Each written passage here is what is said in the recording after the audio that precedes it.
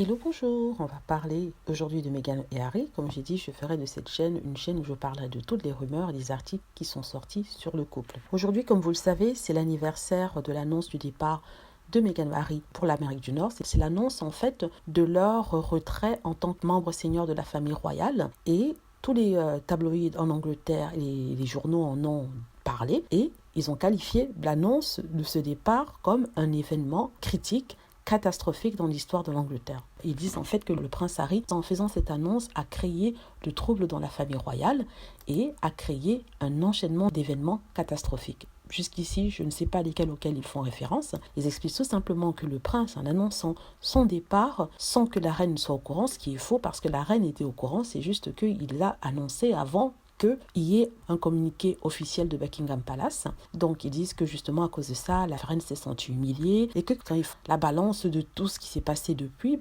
leur départ a été un échec parce que de toute façon, ils ne sont plus aimés, ils sont isolés dans leur maison manoir de Los Angeles et qu'ils n'ont pas autant de pouvoir qu'avant. Ce dont je doute. En fait, ils ne font que parler de façon négative du couple en disant que voilà, ils sont devenus irrelevant, comme ils disent en anglais, c'est-à-dire qu'ils ne comptent plus. Tout ce qu'ils disent n'est pas intéressant et qu'ils auraient pu obtenir plus en restant dans la famille royale. Ils expliquent que leur plan de devenir totalement indépendant a complètement capoté à cause du Covid, ce qui est complètement faux parce qu'ils sont devenus financièrement indépendants. Ils sont en train de travailler sur leur futur documentaire, sur les films qui doivent sortir à travers Netflix et sur leur podcast avec Spotify.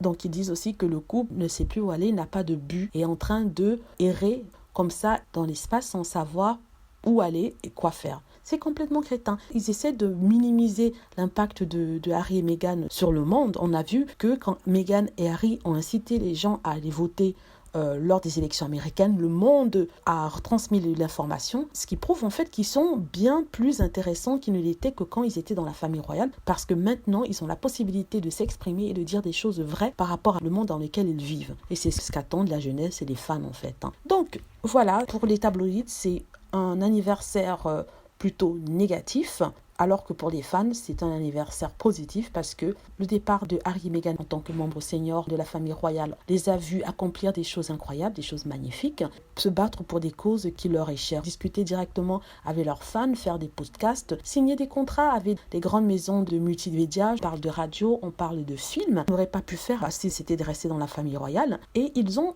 mis leur projet en marche. C'est vrai que le Covid a ralenti un peu tout ça, mais au final, quand on fait la balance des choses, quand on regarde, on prend tout en compte, on se rend compte qu'en fait, ça penche plutôt du côté positif des choses. Voilà, j'espère que vous avez aimé la vidéo. N'hésitez pas à cliquer sur like si c'est le cas, à vous abonner pour plus de vidéos et à cliquer sur la petite cloche afin d'être averti lorsque je poste une nouvelle vidéo. Merci.